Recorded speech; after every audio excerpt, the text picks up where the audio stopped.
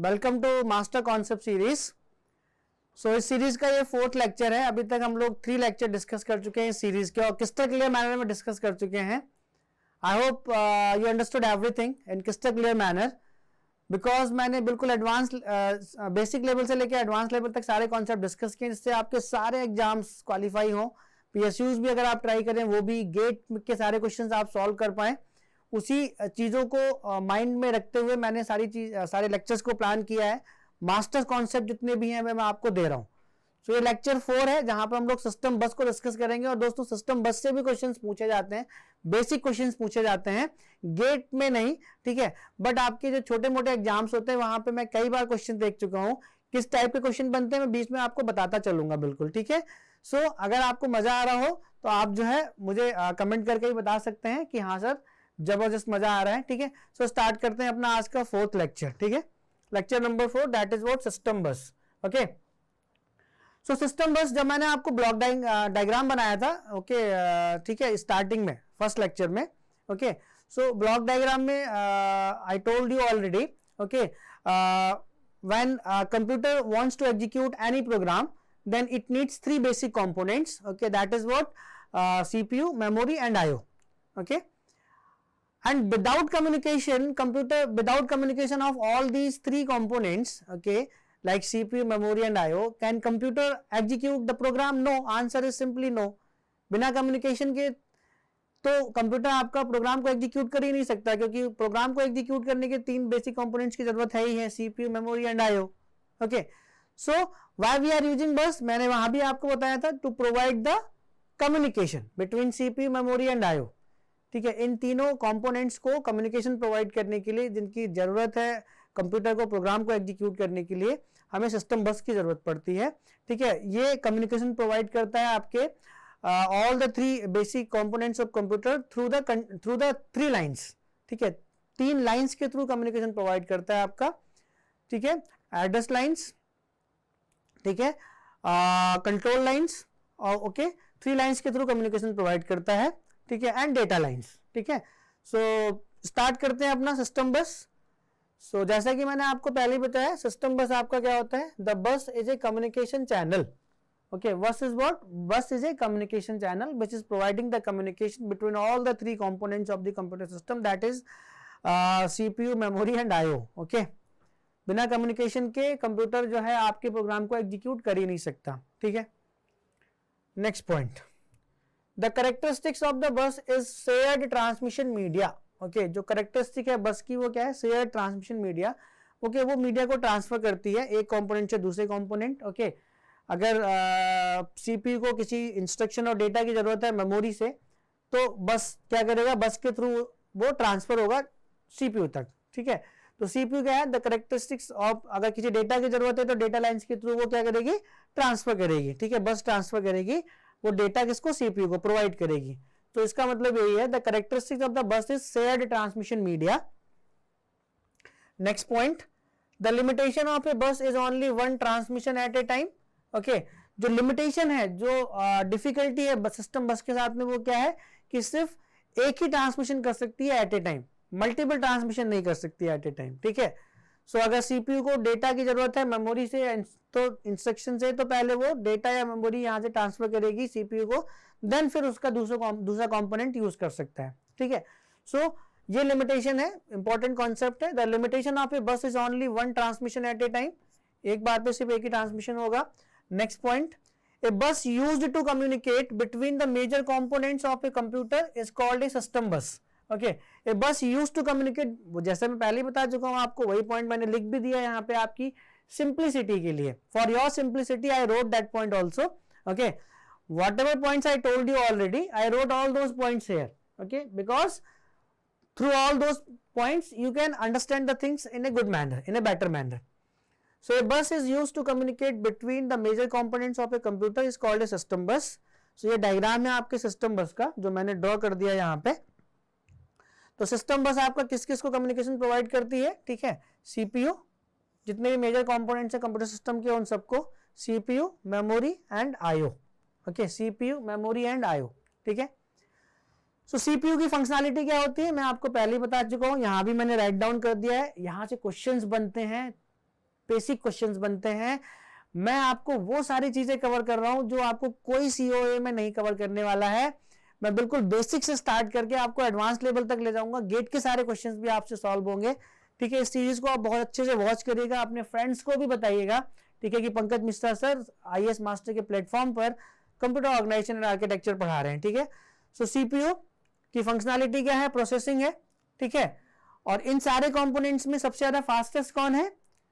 Out of CPU, memory and IO सबसे ज्यादा fastest भी आपका प्रोसेसर ही है, ठीक है। और आपका जो सिस्टम बस होती है मास्टर स्लैब कॉन्सेप्ट पे काम करती है, ठीक है। तो यहां पे मास्टर क्या है? आपका सीपीयू है, ठीक है। मेमोरी आपकी क्या है? इसकी फंक्शनैलिटी क्या है? मैं आपको पहले बता चुका हूं। इसकी फंक्शनैलिटी है स्टोरेज, ठीक है। ये फास्टेस्ट है, ये आपकी स्लो है, ठीक है। ये आपकी स्लो है as compared to CPU, okay. ये आपकी ये मास्टर है, यहाँ पे सीपीयू आपका ये मेमोरी और आपका ये आईओ, ठीक है। ये दोनों आपके क्या है? स्लेव है, ठीक है। क्या सीपीयू को एड्रेस की जरूरत पड़ती है? नहीं, सीपीयू को एड्रेस की जरूरत नहीं पड़ती। बस मेमोरी में मेमोरी सेल्स होते हैं, ठीक है। उस मेमोरी सेल में कौन सा डेटा, कौन सा इंस्ट्रक्शन है, ठीक है, यहाँ पे मेमोरी एड्रेस होता है। और कंट्रोल सिग्नल्स हम लोग मेमोरी सेल पे परफॉर्म कर सकते हैं, रीड और राइट, और ठीक है। So they can ask all these questions in basic questions, basic exams, okay. जब आप कोई भी एग्जाम अटेम्प्ट करोगे कंप्यूटर से रिलेटेड तो वहां पे ऐसे क्वेश्चंस बनेंगे, सो आपको पता रहेगा जब आप उसको अच्छे से पढ़ लोगे यहाँ पे, ठीक है। दो इनपुट आउटपुट यूनिट है, ये मैंने बताया था। इसकी फंक्शनैलिटी क्या है आपकी? इसकी फंक्शनैलिटी है एक्सटर्नल कम्युनिकेशन, ठीक है। ये आपका स्लो होता है, ठीक है। ये आपका वेरी स्लो, इन सारे कंपोनेंट्स में सबसे ज्यादा स्लोएस्ट कौन सा होता है? आपका आईओ होता है, ठीक है। यूजली स्लेव मैंने बताया आपका, मेमोरी और आईओ दोनों आपके स्लेव। यहाँ पे सीपीयू मास्टर की तरह काम करता है, सीपीयू इन दोनों को हैंडल करता है, ठीक है। आईओ इनपुट आउटपुट डिवाइसेस के लिए पोर्ट एड्रेस होता है, ठीक है। ये भी आपको याद रखना है, एक जगह पूछा गया था, ठीक है। और आईओ पे भी हम लोग कंट्रोल सिग्नल्स परफॉर्म कर सकते हैं, ठीक है। रीड और राइट कंट्रोल सिग्नल परफॉर्म कर सकते हैं। सो सिस्टम बस को मैं एक बार फिर से रिवाइज करा देता हूं आपको। सिस्टम बस is used for the used for the communication as a communication channel. It provides the communication between the major component of the computer system like CPU, memory and IO. Okay. और इन सब की functionality क्या होती है? कौन slowest होता है, कौन फास्टेस्ट होता है, कौन मास्टर की तरह काम करता है, कौन स्लेव की तरह काम करता है, ये आपका मैंने यहाँ पे आपको बता दिया। यहाँ से क्वेश्चन पूछा गया था कि for the IO devices which address we will use, okay, basic question था। सो वहां पे दिया था आपका मेमोरी एड्रेस, ये पोर्ट एड्रेस भी एक ऑप्शन में था। सो आप पोर्ट एड्रेस वहां पे मार्क करना था आपको, ठीक है। सिस्टम बस ही कंटिन्यू कर रहे हैं अभी, ओके। कैसे कम्युनिकेशन प्रोवाइड करती है आपकी सिस्टम बस? मैं आपको पहले ही बता चुका हूं, ठीक है।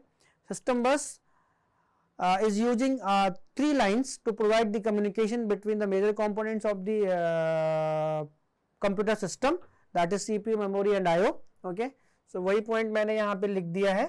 System bus contains 3 categories of lines used to provide the communication between the CPU, memory and IO named as, okay, first line मेरी क्या है? Address line, second line data line and third line मेरी क्या है? Control line, ठीक है। मैं आपको पहले बता चुका हूं, address line, data line and control line, okay.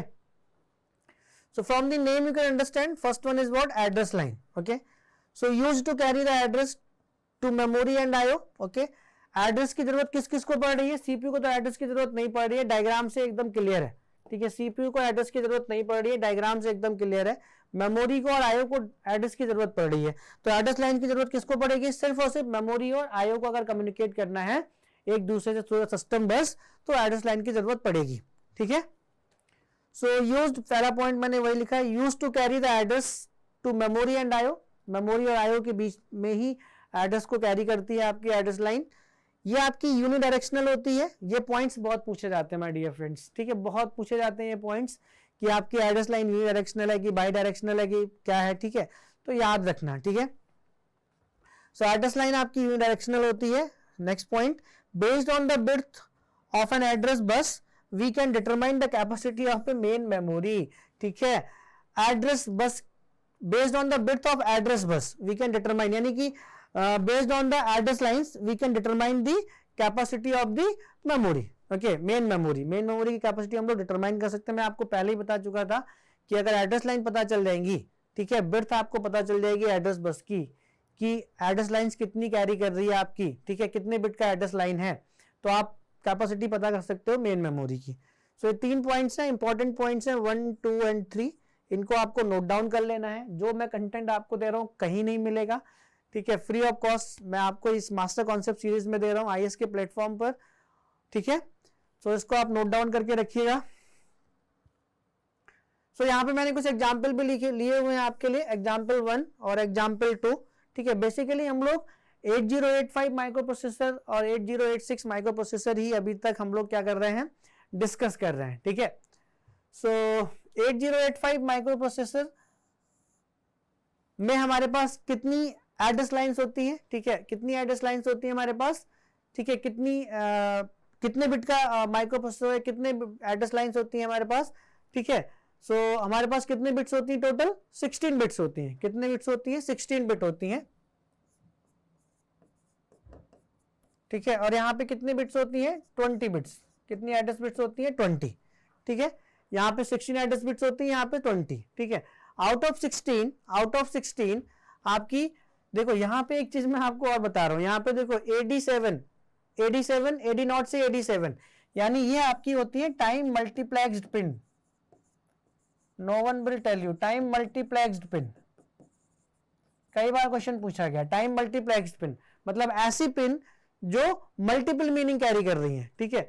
तो AD0 से AD7 यानी कि एड्रेस और डेटा दोनों को कैरी कर रही है सेम पिन, ठीक है। तो टाइम मल्टीप्लेक्स पिन कहते हैं ऐसी पिन को, the pins which are carrying multiple meanings.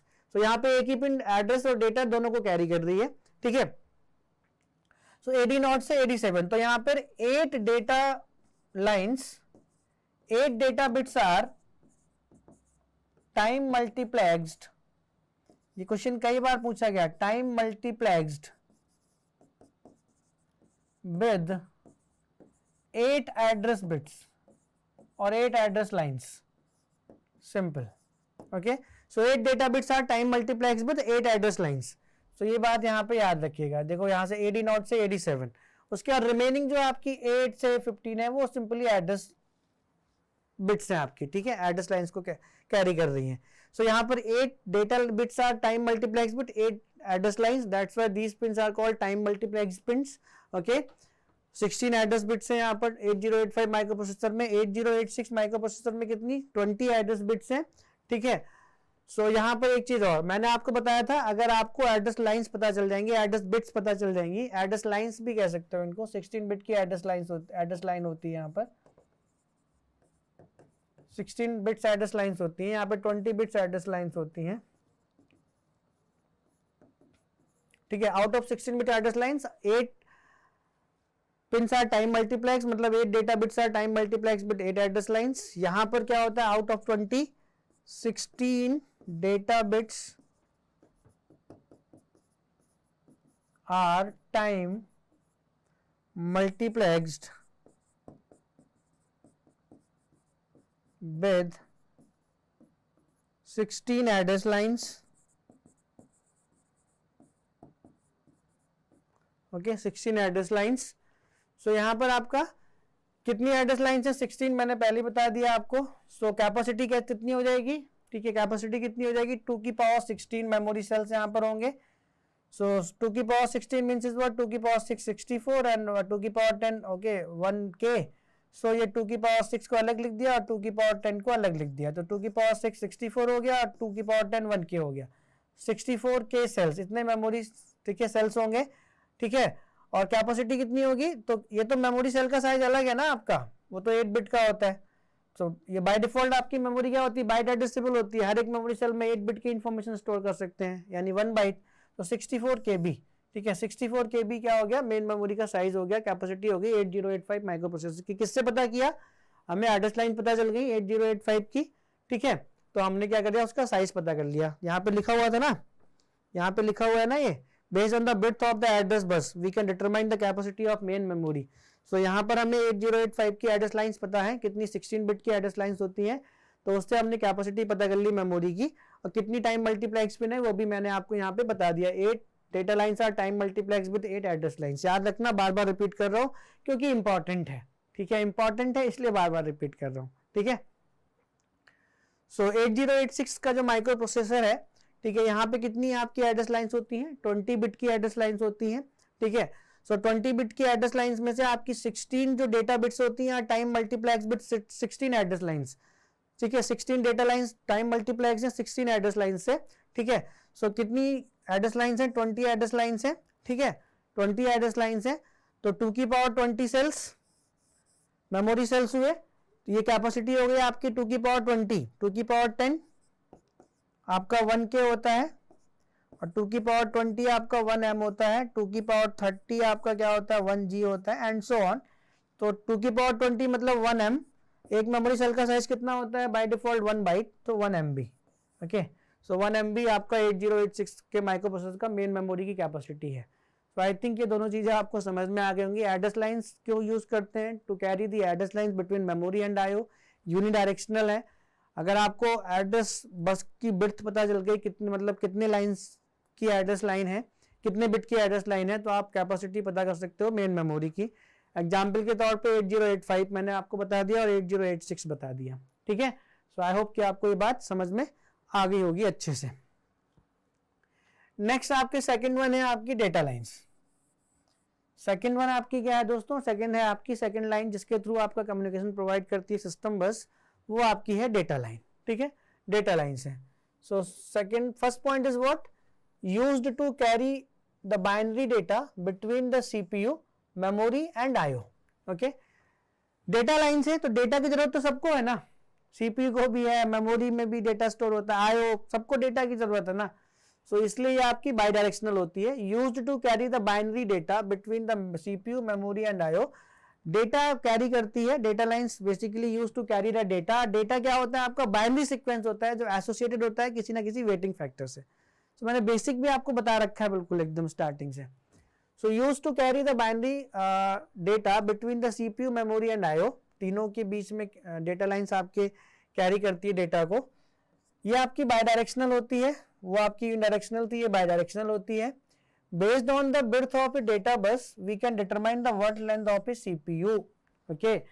Data lines अगर हमें पता चल रहे हैं, ठीक है, डेटा लाइंस एक डेटा लाइंस कितने लाइंस का डेटा कैरी कर रही है, कितने बिट्स का डेटा कैरी कर रही है, तो उससे हम लोग word length of the CPU पता कर सकते हैं। जैसे 32 बिट का अगर CPU है तो जो डेटा लाइंस आपकी कैरी करेंगी 32 बिट्स का डेटा एक साथ कैरी करेंगी, ठीक है, और वो ट्रांसफर करेगी, सिस्टम बस ट्रांसफर करेगी।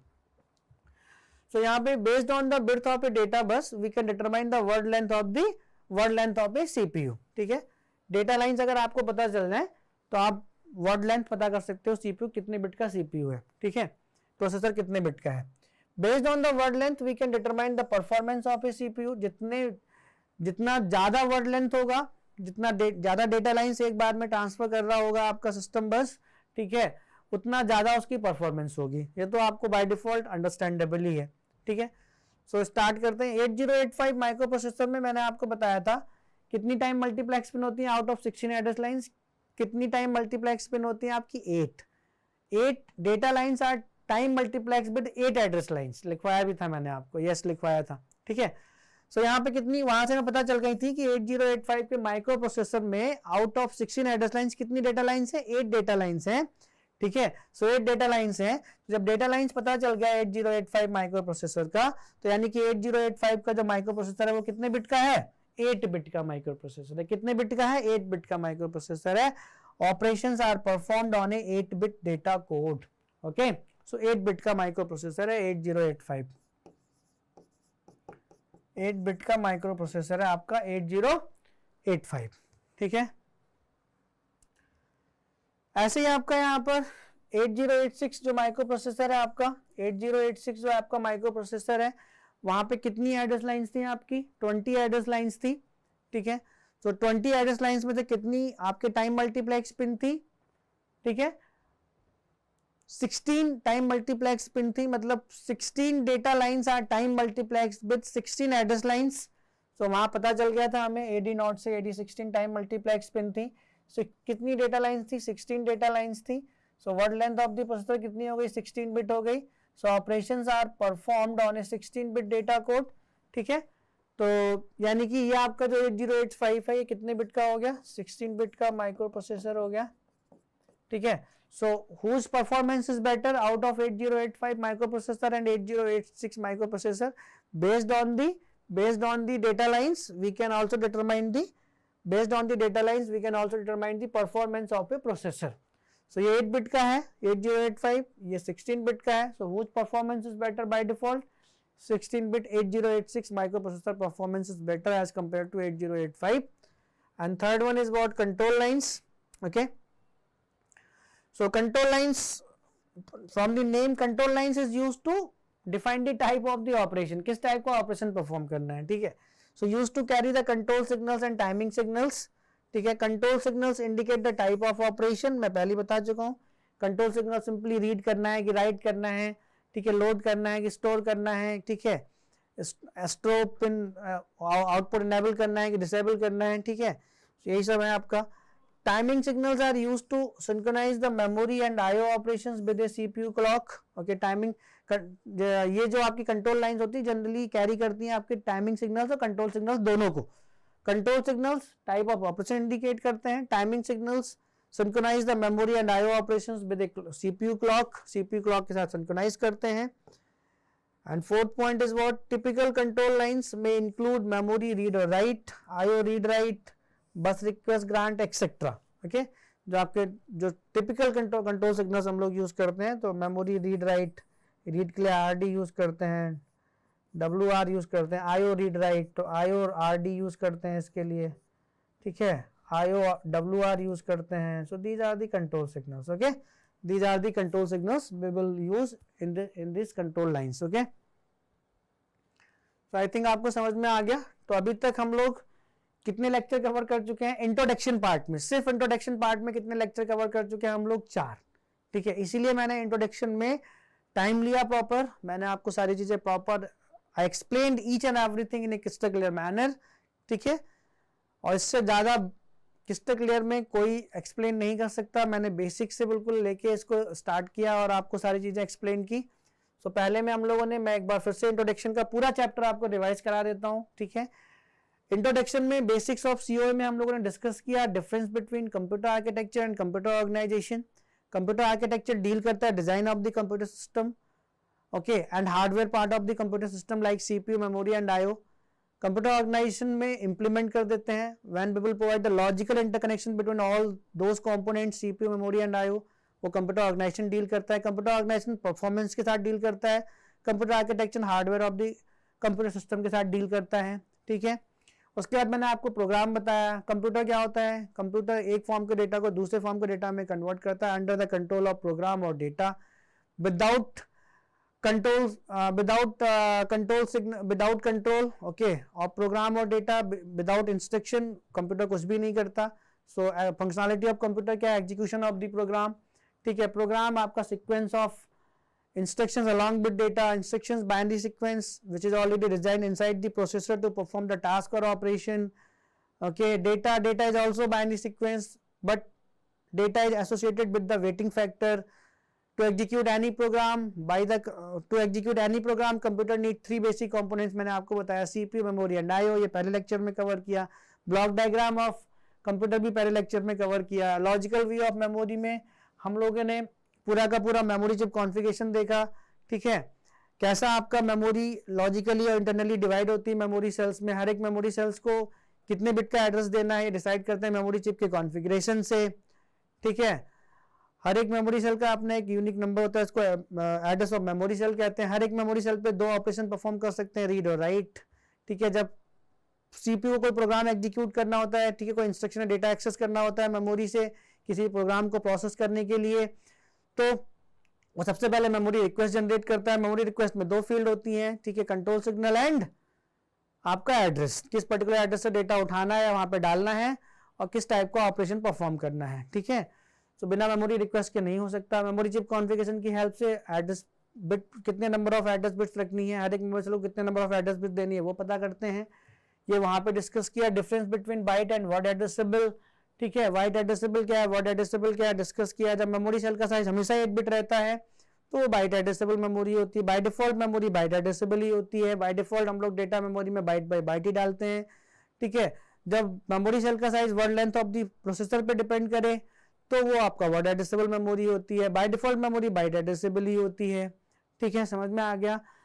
जब आपका मेमोरी, जब आपके word length of the processor greater थी, वर्ड लेंथ ऑफ द जब मेमोरी सेल साइज से ग्रेटर थी, जब word length of the processor, यानी 16 बिट का माइक्रो प्रोसेसर यूज कर रहे थे, मेमोरी सेल में 8 बिट की इंफॉर्मेशन डाल रहे थे, तो डेफिनेटली ज्यादा थी word length of the processor की साइज 16 बिट, तो एक वर्ड में को एक्सेस करने के लिए 16 बिट एक्सेस करते हैं, तो मल्टीपल मेमोरी सेल को एक्सेस करना पड़ रहा था। सो मल्टीपल मेमोरी सेल को एक्सेस करने की वजह से हमें मल्टीपल आउटपुट मिल रहे थे, बिकॉज डेटा को स्टोरेज करने के लिए मेमोरी में कोई ऑर्डर नहीं था, तो ऑर्डर प्रोवाइड किया इंटरनेशनल मैकेनिज्म से। वहां पे लिटिल इंडियन, बिग इंडियन, वो भी मैंने आपके साथ डिस्कस किया। ठीक है, उसके बाद हम लोगों ने यहाँ पे सिस्टम बस डिस्कस की। सिस्टम बस में मतलब कैसे आपका जब प्रोग्राम एग्जीक्यूट करता है कंप्यूटर सिस्टम, तो कैसे कम्युनिकेशन प्रोवाइड करती है सिस्टम बस, okay, between CPU memory and IO. It provides communication between CPU memory and IO with the help of 3 lines: address line, data lines and control lines. So we discuss all these things in very crystal clear manner. Okay, बहुत ही ज्यादा crystal clear manner में हम लोगों ने इसको discuss किया। ठीक है, तो इंट्रोडक्शन यहाँ पे आपका खत्म हो जाता है। इन 4 चैप्टर में हम लोगों ने इंट्रोडक्शन को खत्म कर लिया। ठीक है, सो नेक्स्ट चैप्टर में हम लोग डिस्कस करेंगे इंस्ट्रक्शन साइकिल। ठीक है, और यहाँ पे कुछ न्यूमेरिकल वगैरह भी मैंने आपके लिए रखे हुए हैं, इंस्ट्रक्शन फेच एंड एग्जीक्यूशन। ठीक है, सो 5th लेक्चर में मैं डिस्कस करूंगा आपके साथ में instruction cycle. Okay, so I hope कि इंट्रोडक्शन का पार्ट आपको बहुत अच्छे समझ में आया होगा, आगे की कहानी भी बहुत अच्छे समझ में आने वाली है आपको। So thank you so much.